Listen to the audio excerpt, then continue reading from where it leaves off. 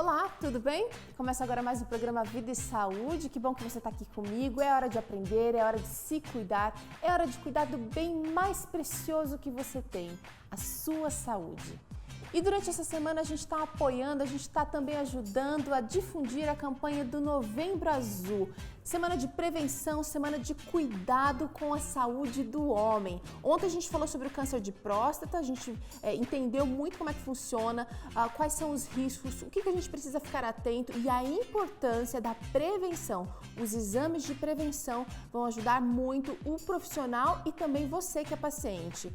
Hoje a gente vai falar dos problemas mais comuns, doenças do pênis. Você mulher, você homem que está assistindo a gente, fique ligado porque você pode evitar problemas que vão gerar transtornos futuros. É daqui a pouquinho no Vida e Saúde que já tem especialistas de plantão aqui. Temos ainda exercício para os homens, vamos botar todo mundo para se mexer essa semana. E hoje o Felipe também ensina mais uma receitinha saudável. Ele vai fazer uma salada novembro para você. Não perca, tá muito gostosa e você vai fazer rapidinho aí na sua cozinha.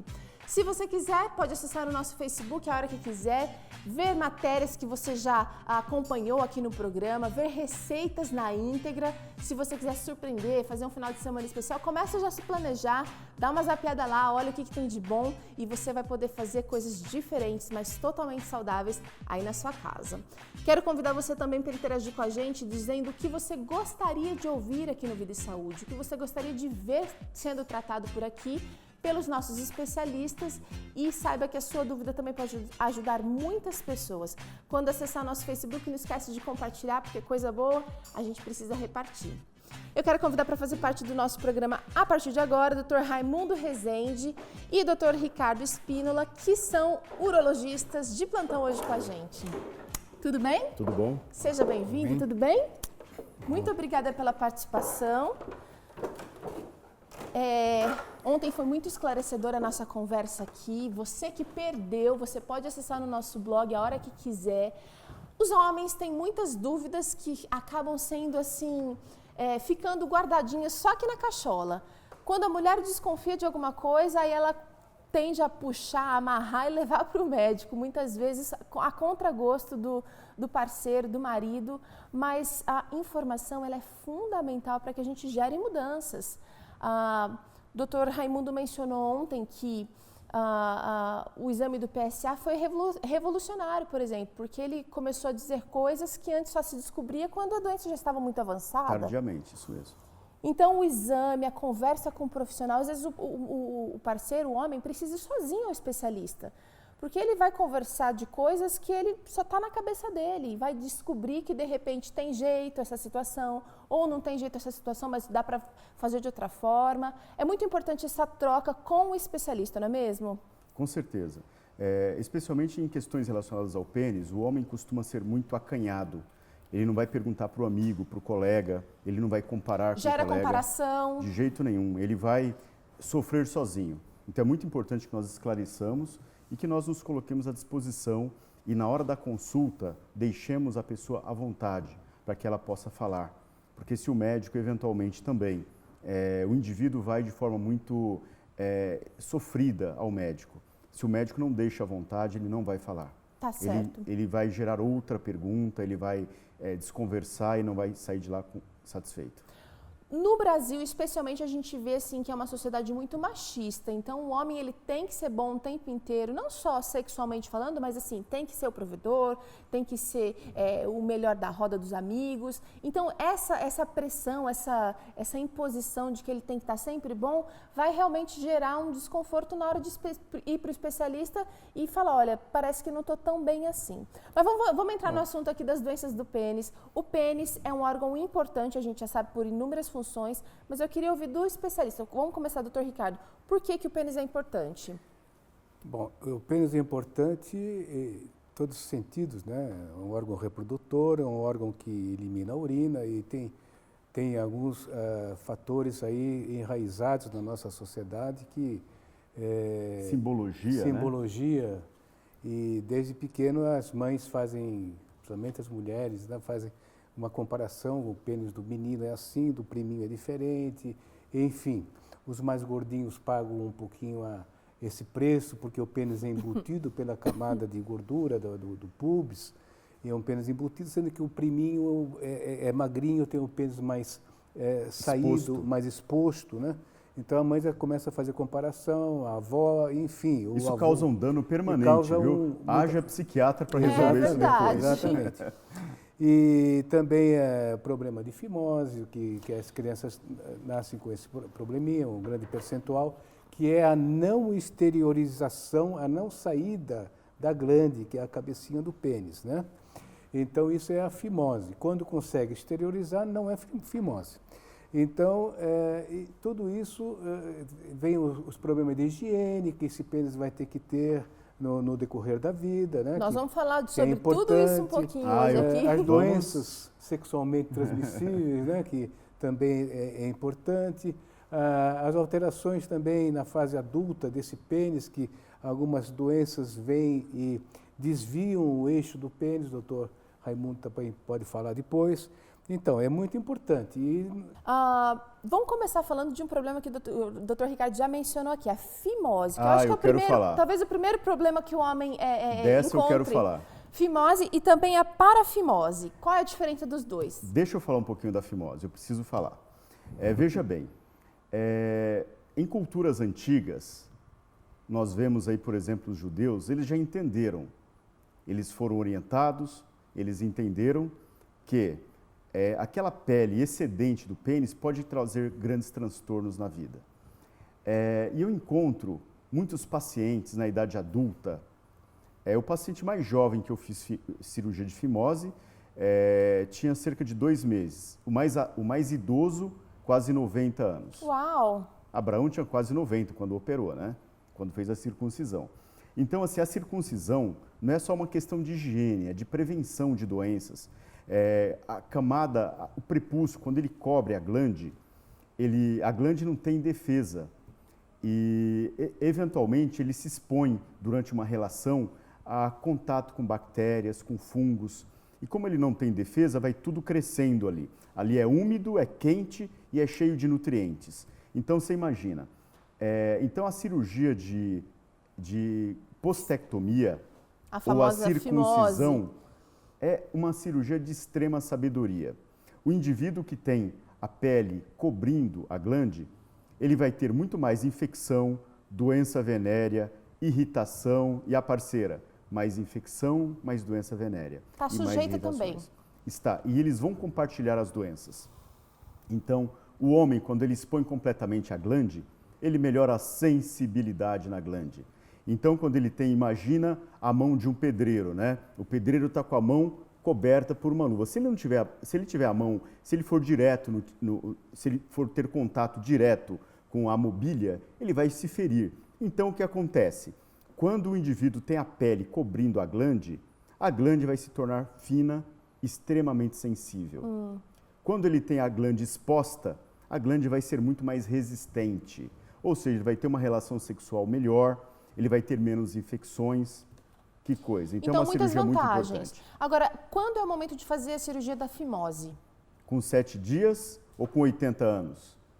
Bem, nós hoje achamos que a melhor idade é quando a criança sai das fraldas, mas isso não é determinante. O que determina é se a criança tem infecção de repetição, se a criança acumula muita secreção, se ela tem alguma infecção no pênis. Então a melhor coisa é fazer uma consulta. Eu sei que quanto mais jovem a criança faz, melhor. Menos incômodo. Ela cicatriza mais rápido. Tá bom? Então, a capacidade de regeneração de um bebê é muito maior do que de um idoso. Então, esse senhor que eu fiz com quase 90 anos, eu demorei quase 3 meses com ele finalizar o processo. Exatamente. Doutor, tem diferença da fimose para a parafimose? A parafimose, então, como o doutor Ricardo estava explicando, quando você tem o anel de fimose, que você não consegue expor a glande, e você forçar, ou durante uma ereção noturna, ou durante a manipulação do pênis, você força, e você coloca a glande, depois você não consegue voltar. Aí chama parafimose. Tá. Aí começa a inchar a pele e gera... Você vai sofrer uma pressão. Esse anel forma uma vasoconstrição, faz um torniquete ali. Um garroteamento ali no pênis, que causam edema. E depois Inchaço. inchaço, que o edema é inchaço. Esse inchaço. E aí impede que haja o retorno da pele, que é o prepúcio, para a posição normal. E isso, conforme vai ficando nessa posição, vai inchando cada vez mais. Muitas vezes a gente consegue reduzir ou refazer esse inchaço, desfazer esse inchaço com uma manobra manual, mas muitas vezes tem que se levar para o centro cirúrgico, dar uma anestesia e fazer um corte nessa constrição. Emergência. Emergência, é um corte para desfazer esse anel e voltar à posição inicial do prepúcio. Mais uma coisa que talvez seria evitada se tivesse sido feita cirurgia a cirurgia de de fimose. Quando opera a fimose, é mais uma coisinha que eu quero completar, Tero. Quando o homem opera a fimose, ele tem menos riscos de câncer do pênis. Olha que doença terrível que existe. Se você perguntar, nas culturas onde se faz a cirurgia de circuncisão muito precocemente, essa doença não existe. Olha só. No Brasil, ela existe. Então, meus amigos, é muito importante você cuidar bem do seu companheiro. Desculpa, dizer, só doutor. complementando o que o Dr. Raimundo está falando, ele falou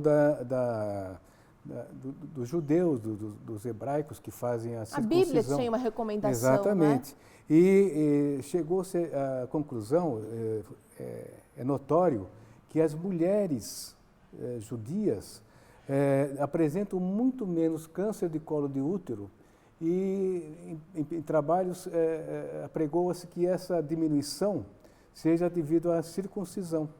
Por quê? Porque, como foi dito, os judeus têm muito menos infecções penianas. O HPV, ou mesmo aquele esmegma, que é aquela massinha amarela, não é fabricado mais nos pacientes que são circuncisados. Tá certo. Vamos acompanhar agora a reportagem que a Rafaela Martins preparou para a gente, mostrando os alimentos que são aliados à saúde do homem.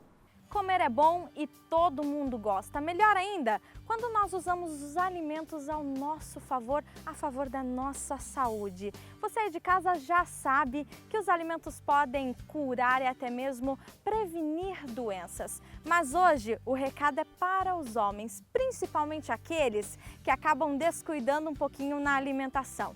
Você sabe quais os alimentos são aliados à saúde masculina? Não? Fique atento a essas preciosas dicas. A gente separou alguns alimentos para destacar, né?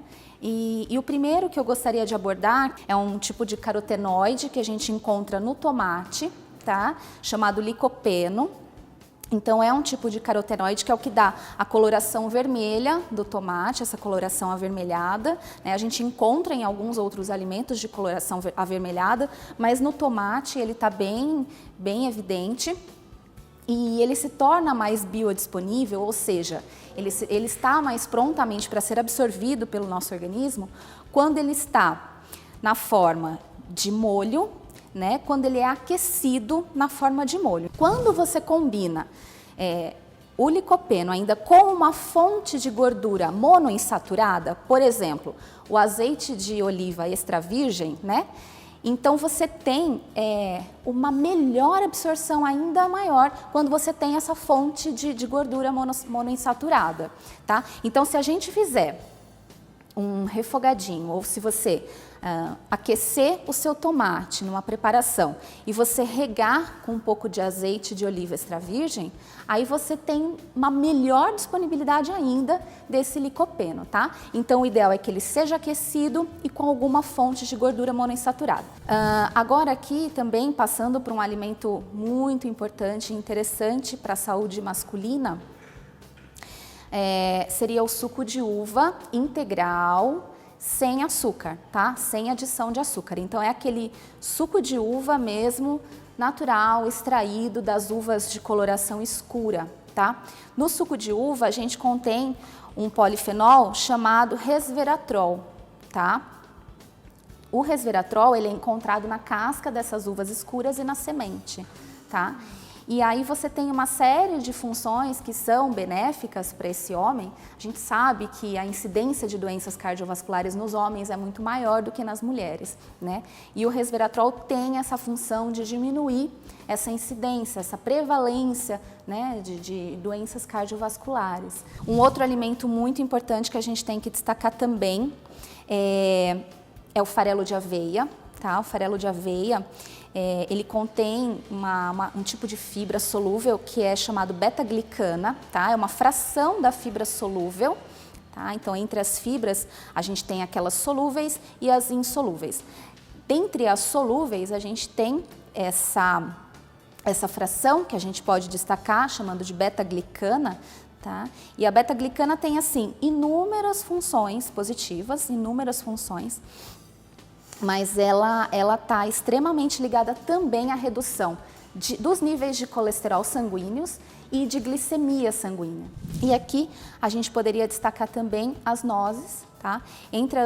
Nas nozes, diversas oleaginosas, mas especificamente nas nozes, a gente tem zinco, selênio, vitamina E, tá? Que são nutrientes essenciais também para a fertilidade do homem, tá? Então a questão de maturação de espermatozoides, qualidade dos espermatozoides ficam extremamente mais maturados, mais prontos, tá?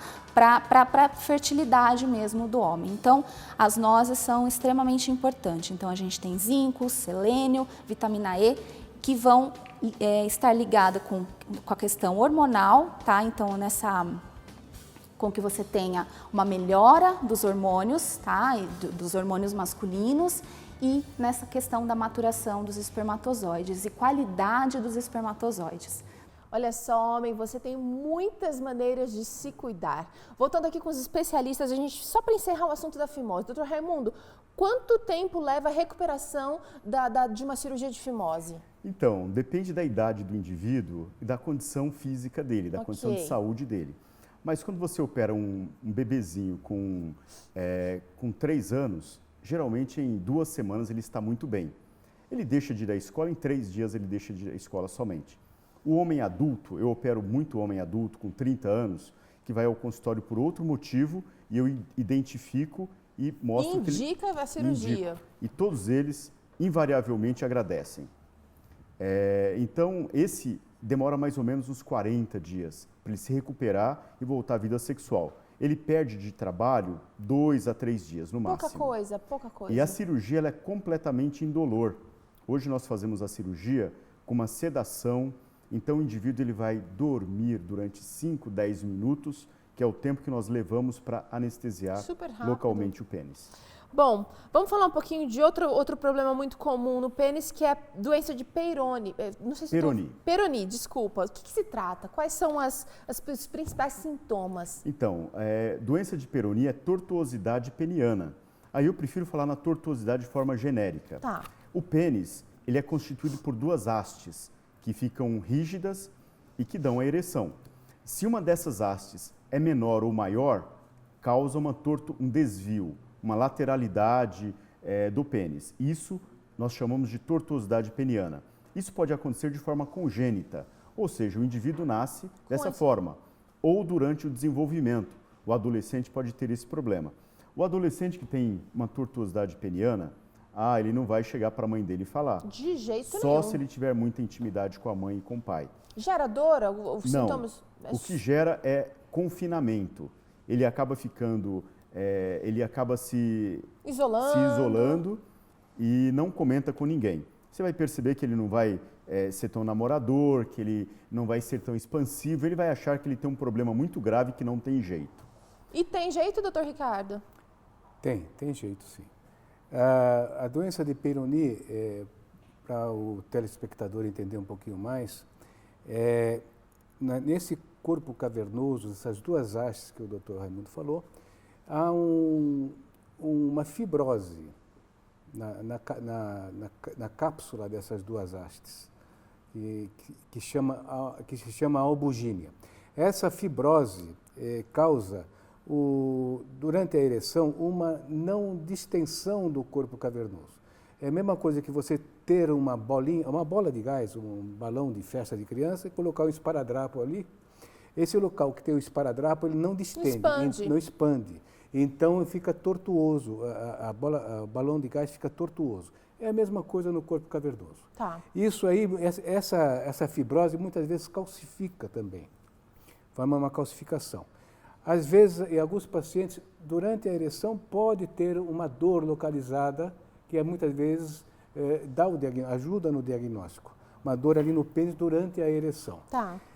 Agora, existem alguns tratamentos empíricos, que não são tratamentos ainda totalmente aceitos, né? Que se trata empiricamente por via oral, e quando essa doença chega a um ponto de entortar o pênis que dificulte o ato sexual do paciente, está indicada a cirurgia de correção do encurvamento peniano. Tá. Essa cirurgia tem várias técnicas que são usadas, e cada um usa a sua técnica que mais lhe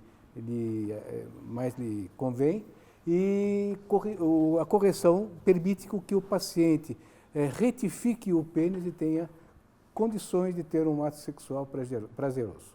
Ótimo. Então dá para fazer via oral, tratamento via oral, como também cada caso vai indicar um procedimento. Exatamente. Um outro problema comum que a gente também precisa entender é o priapismo. Que é um problema comum esse, doutor? Não é comum, não é tão frequente, mas está se tornando um pouquinho mais frequente o priapismo em virtude dos jovens que não necessitam de tratamento para ereção. Ele toma um Viagra, por exemplo, toma uma sildenafila, né, que é a droga. Eventualmente ele pode ter uma ereção muito prolongada. E a ereção muito prolongada, que nós chamamos de priapismo. Eventualmente por uso de drogas, eventualmente por patologias, por doenças. Então alguma coisa vai ter que estimular essa ereção prolongada. Exatamente. E aí, quando a ereção é muito prolongada, ela dificulta a oxigenação do corpo cavernoso, gerando uma fibrose no local. E aí você perde a ereção de forma definitiva. Olha só. Então é muito importante que o priapismo seja tratado de forma precoce. Então, pode ocorrer. Nunca deixar de ultrapassar essa ereção 4 horas, que é um tempo limítrofe. Acima de 4 horas já pode ter comprometimento dos vasos sanguíneos definitivo depois. Tá. E alguns pacientes também com alterações sanguíneas, com alterações dos elementos figurados do sangue, tipo anemia falciforme e outras patologias, pode ter, com o uso desses medicamentos farmacoindutores de ereção, pode ter também esse priapismo. Então, como o doutor falou, hoje está se tornando mais até por conta da frequente. Disponibilidade dessas drogas. Exatamente, é muito fácil, né? Você falou de uma ereção de 4 horas, é um tempo muito longo. Existe um padrão de tempo para a ereção considerado normal? Então, a ereção normal para uma relação sexual é uma ereção que dê prazer para ambos. Não existe um tempo mínimo ou máximo, Tá. mas que dê prazer. Agora, qual o problema de uma ereção muito prolongada?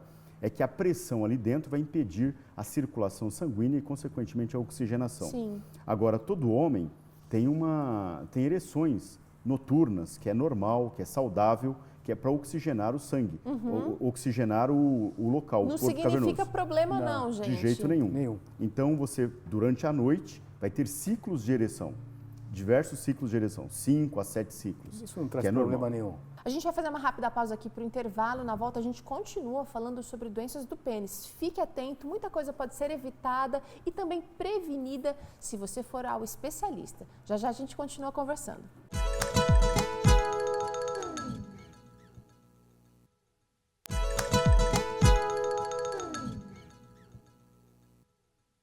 Muito bem, Vida e Saúde está de volta. A gente está aqui envolvido com a campanha Novembro Azul, campanha de prevenção da saúde do homem. Muito se fala sobre o câncer de próstata, mas essa semana a gente está falando sobre outros problemas relacionados à saúde do homem. Hoje o assunto está sendo doenças do pênis e você já entendeu que é preciso cuidar com esse órgão, que é importante não só para a reprodução, mas também para gerar prazer e também desenvolver outras funções do homem. Mulher fala muito sobre o sistema reprodutor dela, sobre doenças. Os homens também precisam começar a tomar consciência e adquirir o hábito de procurar especialista, né, doutor Raimundo? Geralmente eles procuram quando quando ele já tem algum problema muito mais sério. Isso está mudando um pouquinho. A gente tem visto os homens virem procurar de forma mais precoce. Que bom. E preocupado com a parceira. Então, tem mudado essa cultura, que é muito bom. Falando em doenças do pênis, a gente não pode deixar de citar as doenças, as DSTs, as sexualmente transmissíveis. Quais são as principais, doutor, que vão afetar o pênis? Bom, temos várias doenças sexualmente transmissíveis, né, no pênis. As uretrites em geral, que são infecções na uretra, né? Temos as viroses do pênis, vamos dizer assim, que é o HPV, o herpes genital também. E nós temos uma que estava quase que muito pouco frequente, que está voltando agora, que é a sífilis, né?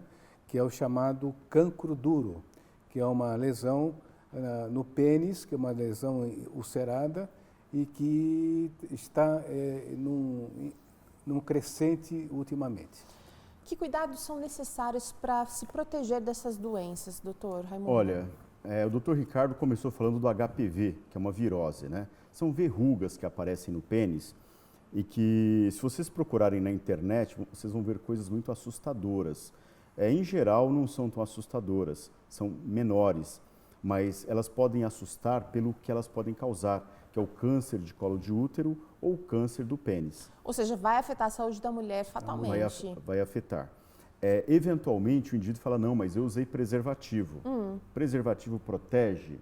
Protege em partes, porque você acaba tendo contato na base do pênis e ali você desenvolve o HPV. Então, o preservativo, nós identificamos bem quando o indivíduo usou, porque geralmente é bem delimitada a doença, o HPV é bem delimitado. Então, o melhor para prevenir as doenças venéreas é ter hábitos sexuais saudáveis. Tá. Esse é o melhor. E, eventualmente, se tem uma doença, é procurar precocemente um especialista. Muito bem. Frequentemente, como o Dr. Ricardo mencionou, a sífilis é uma doença traiçoeira e ela está voltando. Ele falou do cancro. O cancro da sífilis não é permanente. Você vai ter uma lesão que sara sozinha, que desaparece. Você fala, pronto. Aí o homem tranquiliza. Exatamente. Mas a doença está lá A ainda. doença está presente. Aí ele vai ter a sífilis secundária, que normalmente é na pele, e depois uma terciária, que é neurosífilis. Então, nós em contato hoje com as neonatologias, nós encontramos uma incidência muito grande de sífilis em bebês. Uau. É extremamente grave e é uma doença que se trata com a primeira droga, com o primeiro antibiótico que se descobriu, com a penicilina. Com benzetacil. Então, se você tem uma suspeita, não espere ela cicatrizar. Procure um especialista. Procure um especialista para tirar a dúvida, inclusive. Porque às vezes a gente acha que é uma coisa, desconfia, ou a mulher achou, quem sabe é isso, mas vai lá e descobre outra coisa. Às vezes o prognóstico é positivo, tem que tratar de qualquer maneira. Temos tratamento. O HPV também foi outra coisa que vocês mencionaram aqui e que tem se falado muito ultimamente, porque inclusive as vacinações, né, campanhas de vacinações, o homem também adquire o HPV e precisa se cuidar. Precisa se cuidar. E o HPV, ele é facilmente tratado. Ele também toma vacinas, o homem? Pode tomar vacina. E assim, nós temos que entender muito bem, a campanha do governo é para meninas até 13 anos. Mas isso não significa que você não possa tomar a vacina com 16, com 18 anos. O ideal é antes de iniciar a vida sexual, antes de se expor à doença. Mas é importante que a mãe de adolescentes levem os filhos para tomar as vacinas. Tá bom? E com certeza nós vamos diminuir muito a incidência, que está extremamente elevada. Uma outra doença que a gente mencionou aqui no começo da nossa conversa foi o câncer de pênis. É muito comum, doutor Ricardo, esse câncer de pênis? Graças a Deus não é tão comum assim. O câncer de pênis é mais frequente em algumas regiões pobres, principalmente no Nordeste, Nordeste, na África, em que os hábitos de higiene são precários. Então está muito relacionado com pacientes que nunca tiveram acesso a médico. Então, eles têm fimose, eles não conseguem exteriorizar a glândula e fazer a higiene adequada. E esses pacientes que não têm essa higiene adequada, ou mesmo que tiveram HPV e que esse HPV evoluiu, não houve um tratamento também desse HPV, pode degenerar para um câncer peniano. Então, está muito implicado na higiene que o paciente tem que ter, a pessoa tem que ter com o pênis, os banhos diários, os cuidados e com também o tratamento do HPV. Existem sintomas para o câncer de pênis, doutor Raimundo? Os sintomas geralmente são dificuldade miccional, porque como o doutor Ricardo falou, está ligado mais, começa na glande, né? E vai obstruindo, vai dificultando a micção e eventualmente sangramento, tá bom? Agora, são quadros dramáticos e embora seja incomum, nós vemos quase que mensalmente tumores de pênis. E o tratamento é dramático, porque você tem que retirar parte ou totalmente o órgão. Amputação, então, às vezes. Exatamente. Depois disso, medicamentos, quimioterapia também são indicados? Quimioterapia, radioterapia. Esvaziamento ganglionar, muitas vezes, que leva a consequências. Cirurgias mutiladoras. Mutiladoras. É um caso dramático, câncer de pênis.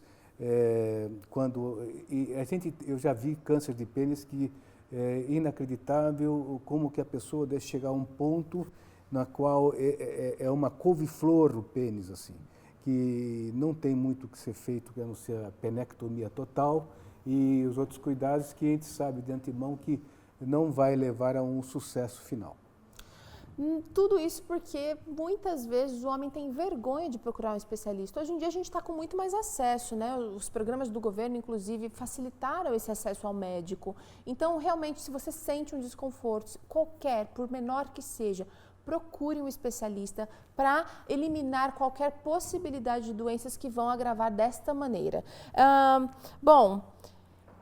Falando um pouco mais sobre a amputação de pênis, uma pesquisa do Sistema Único de Saúde, olha só, informou que por um ano cerca de 1.000 casos de amputações são realizados. É bastante gente que acaba sofrendo essa mutilação. Mas assim, esse dado é para mutilação. Agora, quando você pega pacientes que fazem circuncisão e manda essa pele para exame, você se surpreende com a quantidade de câncer incipiente, de tumores incipientes. Então, eu mando hoje todos os prepúcios que a gente retira, a gente manda para exame. Análise. E os adultos, a gente tem uma frequência de incidência de degeneração. Então, quer dizer, é um câncer que ainda não estava visível ali para o homem. Exatamente. E aí, o que se faz nesses casos? Nada. Aí está tratado, está resolvido. Resolveu, tirou a causa. Exatamente. Agora, higiene, acho que é um fator que a gente precisa Água e tratar, sabão. doutor. Água e sabão, limpar. Existe um sabonete específico ou sabonetes que deveriam ser evitados, cremes, nada disso? Agora, é muito importante que o homem saiba que ele tem que manipular a glande, ele tem que expor a glande, não pode ter essa timidez, ele tem que ter essa exposição e lavar com água e sabão. Isso evita muita doença. Previne muito problema. Muito problema. A mulher, ela tem uma defesa muito grande na vagina. Ela tem bacilos que protegem a mulher durante toda a vida. Diminui com a idade, mas protege a mulher. O homem, ele não tem muita proteção na glande. Ele tem que lavar com água e sabão. Tá certo. Só para ilustrar um pouquinho, o HPV, para quem não sabe, é a antiga crista de galo, ou o chamado de condiloma também. Sim, muito falado antigamente. Então a gente fala HPV, que é papiloma vírus humano em inglês, Human Papilloma Virus, né? E essas verrugas penianas, para também não assustar muito o telespectador, às vezes elas aparecem uma vez na vida e não voltam nunca mais, porque depende do tipo de vírus que acometeu esse paciente. Nós temos vírus menos agressivos, né? E temos vírus mais agressivos. Mas mesmo esses menos agressivos precisam ser tratados, doutor Sem Ricardo? dúvida, precisam ser tratados, cauterizados, quimicamente ou por eletrocautério. Tá. Tem que ser tratado, sem dúvida nenhuma. Mas para não assustar muito que eu tenho HPV, vou ter câncer, não é bem assim. Então tem que tomar os cuidados quando tiver alguma verruga peniana que não sabe bem a origem ou não sabe por que essa verruga está lá e procurar o urologista. E segundo, para os jovens, o uso de preservativo, apesar de não proteger 100%, isso aí tem que ser... Ele é indicado? É indicado o uso do preservativo, para evitar doenças outras, como gonorreia, como, enfim, uretrites inespecíficas. HIV. HIV. E tem outra. Existe uma recomendação também do Ministério da Saúde para quando você tiver um paciente com HPV, com sífilis ou com uretrite mesmo, você pedir testes para o HIV. Porque as doenças sexualmente transmissíveis muitas vezes estão associadas. Tá certo. Muito obrigada por hoje. Amanhã a gente espera contar de novo com a participação, com a exposição de vocês aqui no programa. Muito obrigado. Obrigado. Vamos acompanhar agora Dica Vida e Saúde. Em seguida tem entrevista. Você, homem, precisa se mexer. A gente vai te mostrar algumas maneiras aqui com exercícios físicos. É já já.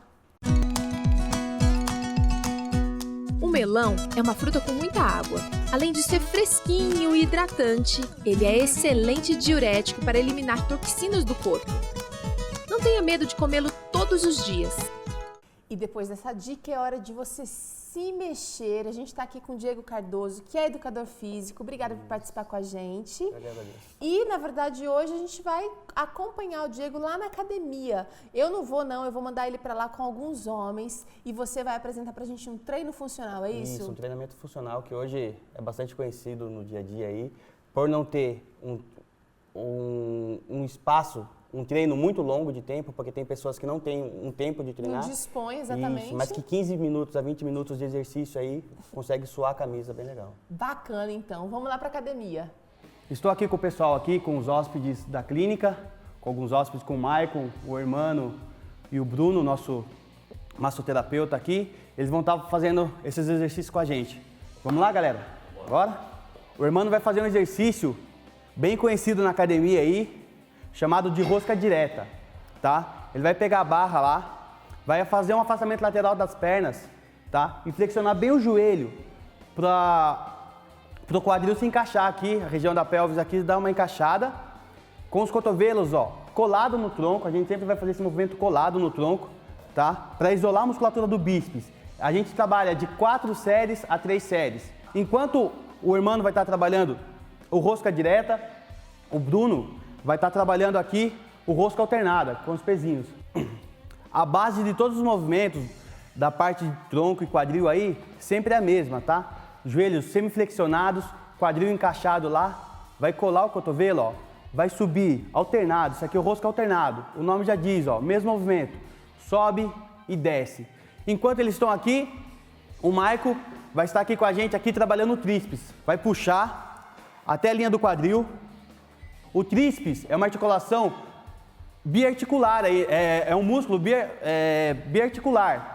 Só que o que a gente vai fazer? A gente vai isolar esse músculo. Ele trabalha da parte do ombro e na parte do cotovelo, só que a gente vai isolar ele. Vai trabalhar só a parte do antebraço. Como é um treino metabólico, a gente não pode dar intervalo. Agora, o Hermano vai lá pro puxador de tríceps e o Maico vai fazer aqui, ó, o rosca direta.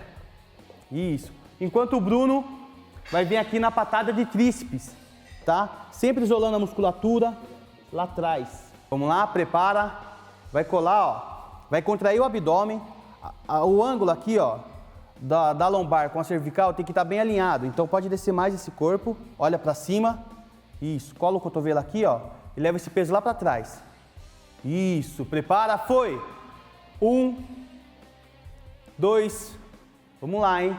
3, pode fazer careta, eu não ligo não. 4, 5, 6, 7, 8, 9, 10, vai lá, voltou na primeira posição.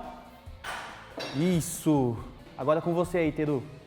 Valeu, Diego. Obrigada. Até amanhã. A gente vai agora para um rápido intervalo. Na volta tem culinária por aqui. Não sai daí, não.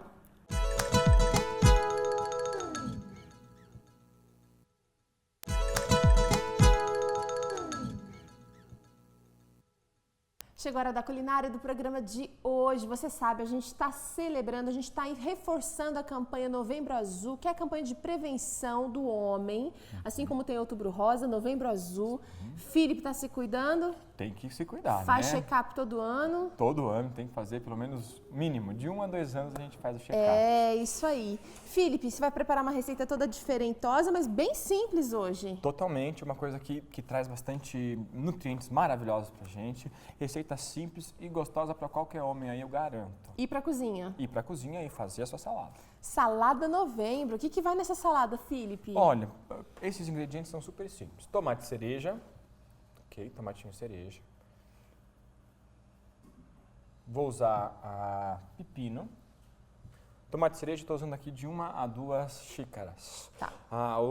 O pepino eu vou usar de 1 a 2 unidades. Eu vou usar 1/4 de repolho.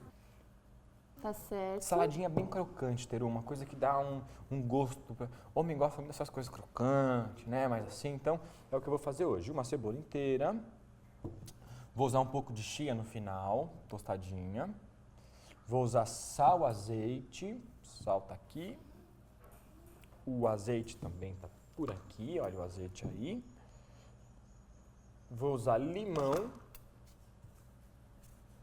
e cebolinha, que é para dar um tchan a mais. Toque final. Muito bem, daqui a pouquinho você acompanha então essa salada novembro aqui com o Felipe. Agora a gente fica com o quadro 60 e quantos.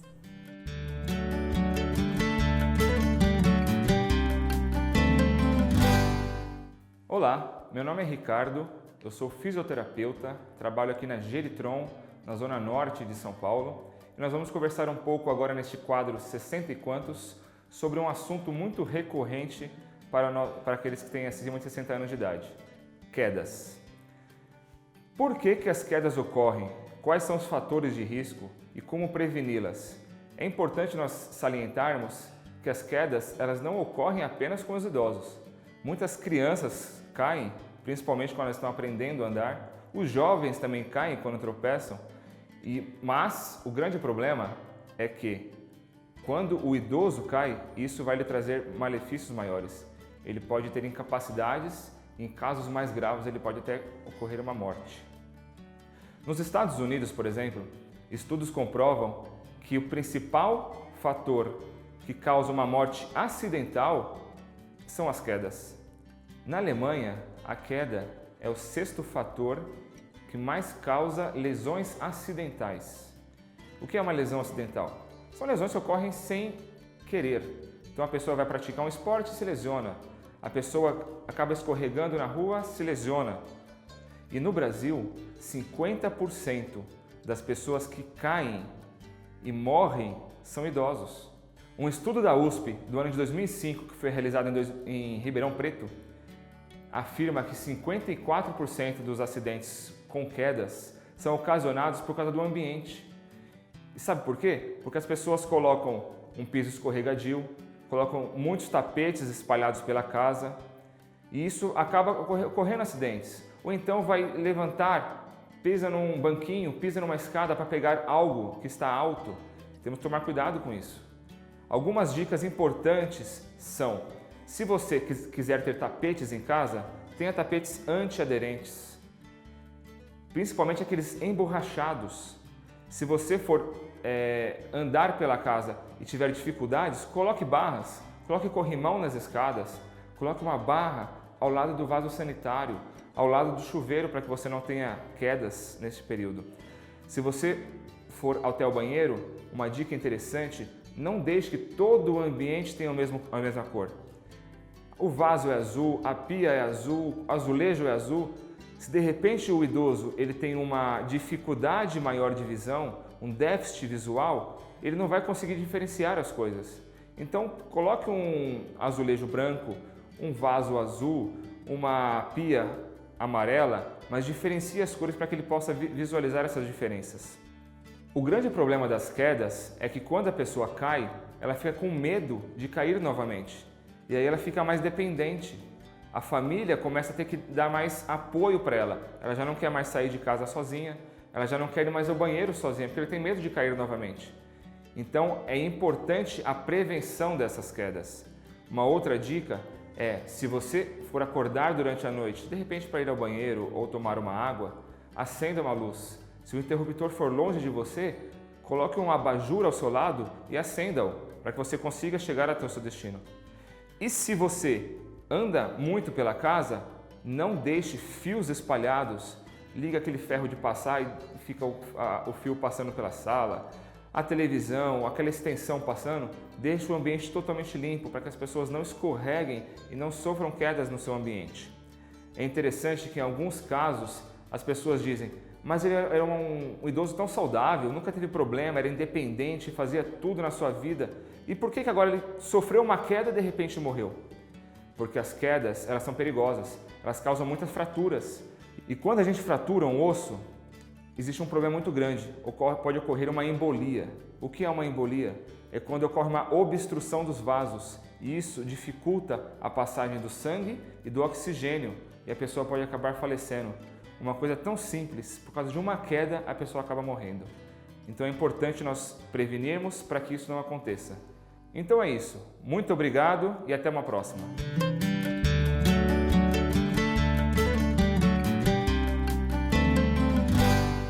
Muito bem, agora sim a gente vai conferir a receita que o Felipe vai ensinar pra gente hoje. Salada novembro, uma salada bem simples, mas que promete ser super agradável. Vamos ver? Com você, chefe. Bora lá. Então, olha, eu vou começar assim, Teru. Em um bowl grande, a gente vai colocando aí, olha, pegando o nosso bowlzão grande aqui, e eu vou colocando. Vou picar primeiro o nosso repolho. Vou tirar aqui uma parte dele e vou picar o nosso repolho, olha.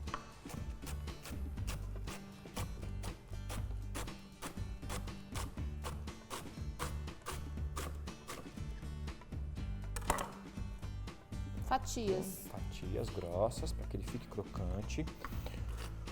O tofu é engraçado, Teru. Essa receita é boa a gente fazer na hora, porque o repolho... Tá com vontade de tofu. Ontem você já fez tofu pra gente. Pois é. Tô com ele na cabeça aí, com vontade de comer mais um pouquinho.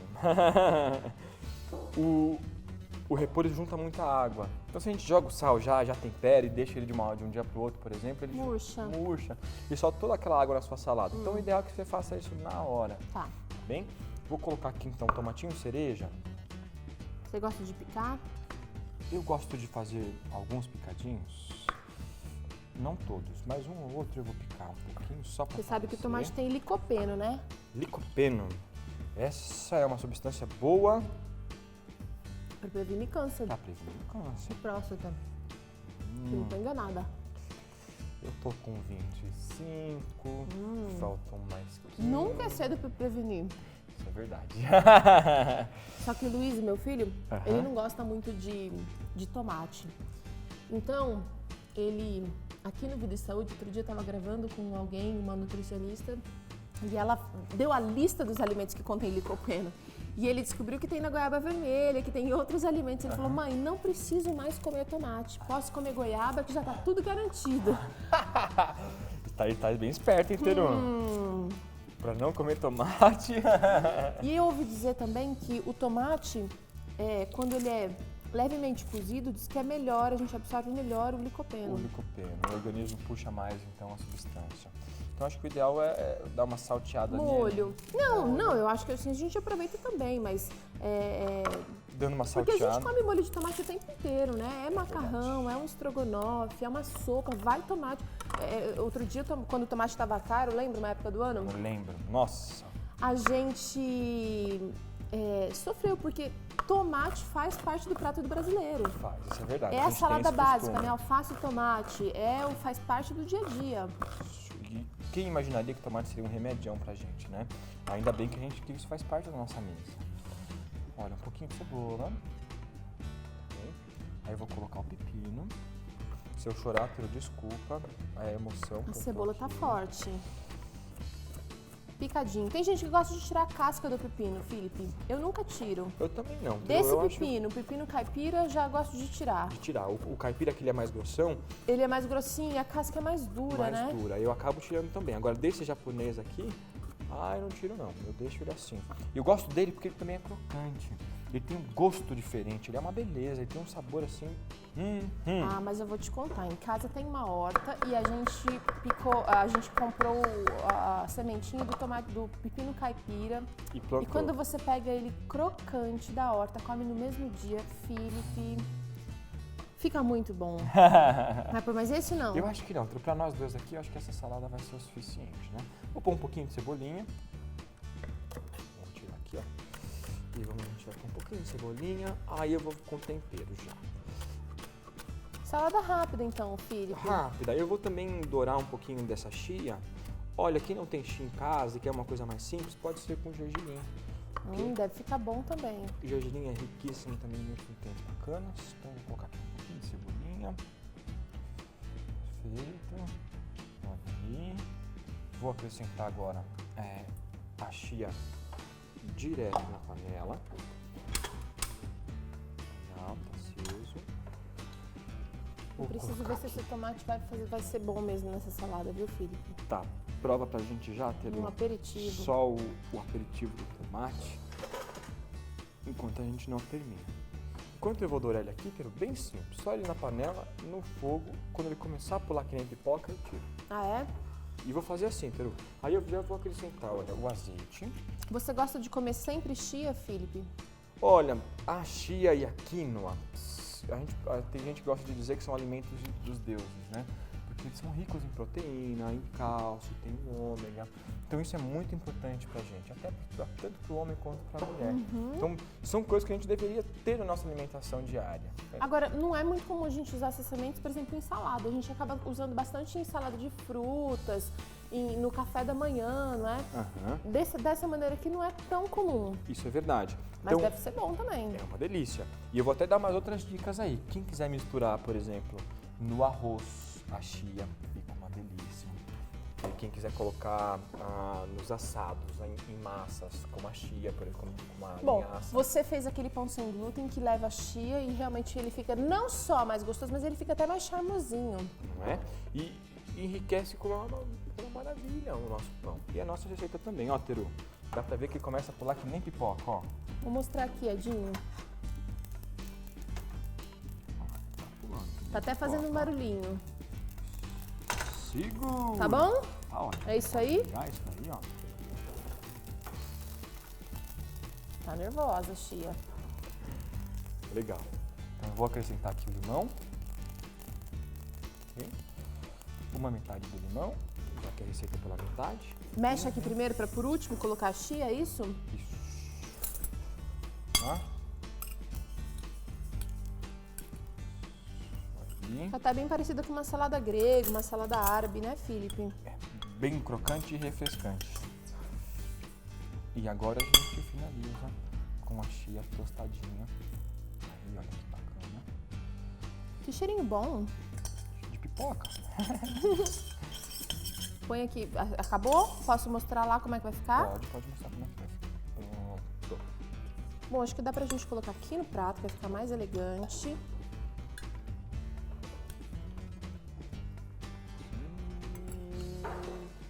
Saladinha de manhã, uma delícia.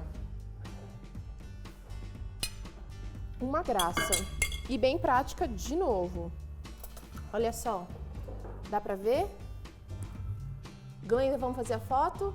Opa! Tá caindo aqui.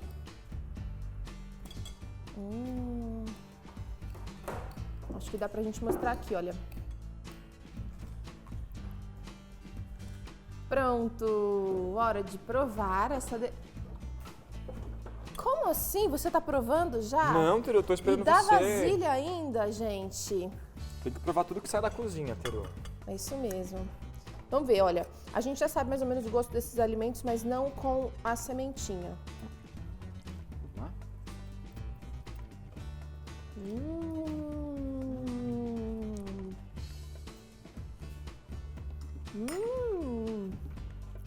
Deu todo o toque dessa receita. Agora é o seguinte, todo mundo que tá na mesa tem que comer, porque todo mundo vai ficar com uma chiazinha enroscada no dente, né? Tem que tomar cuidado. Muito boa essa receita. Como é que você vai fazer aí na sua casa? Dá pra fazer com repolho roxo também? Dá, fica até mais colorido. Nossa, que maravilha! Muito boa salada novembro.